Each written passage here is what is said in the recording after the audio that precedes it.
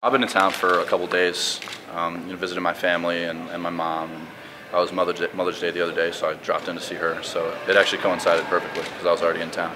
Well, it's always great to come home, even though this isn't the school that I attended. It still has Linganore feel to it. Everyone's wearing black and red, and all my old teachers are here. So it's a great feeling to be back. It's a great feeling, and it's a big honor because I took a lot of pride in coming out of Linganore. And ever since I was a kid, I used to attend basketball camps here with Coach McGaha and Coach Kraft. So it really means a lot to me, just to have played on the team here actually, and now to have my number retired, I couldn't ask for anything more. It's great. Well, actually, I was just introduced to the kids who Beef Jackson and I are coaching, and I know a lot of them. They're all grown up now, but I remember them from when they were kids, and I was a camp counselor at basketball camp, and they were just 3rd and 4th graders. So I actually do know a lot of people around here, and I still remember the teachers, so it still feels like home.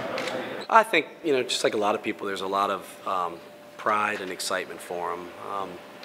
It's always great when you see somebody achieve a dream and a goal, and his is on a national spotlight, so it gets a lot more publicity than the person that just gets a great job and works hard. But just like any of the Linganore grads, me being one myself, I'm really proud of him, and I'm just happy to have been a part of it for a couple of years. He came back for his last 2 years of high school, and he was a great add to the team. Obviously, his junior year, he took a little bit of time to really get acclimated to the American game, and I think that was sort of documented a lot during the whole, talking about his growth. But by his senior year, he had really come on, and he was really the piece that we needed in terms of he ended up being a huge piece by the end of the season in terms of his scoring and being one of the best players, if not the best player in the county.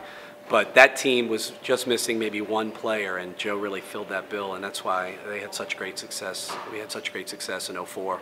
What's really neat about Joe, I think, is it doesn't matter. And I know that you see this in certain athletes that come from maybe regular or humble beginnings. He's just a very down-to-earth kid. Just watching him, I can't call him a kid anymore, I know, but he's just a very down-to-earth person. Hard worker, his value system is just intact. It's really, he's the kind of person that you root for. He's the kind of person that you really recognize. He set goals for himself, and he worked beyond hard to achieve them, and it's great to see him realizing that success. If you want something in life, you just have to work hard for it. And it's not going to come right away. It'll take a lot of hours and a lot of effort and a lot of frustration. But if you want it bad enough, you can put in the time and achieve it. And that's true. Thank you guys for coming out tonight. I appreciate your support more than you know. Thank you.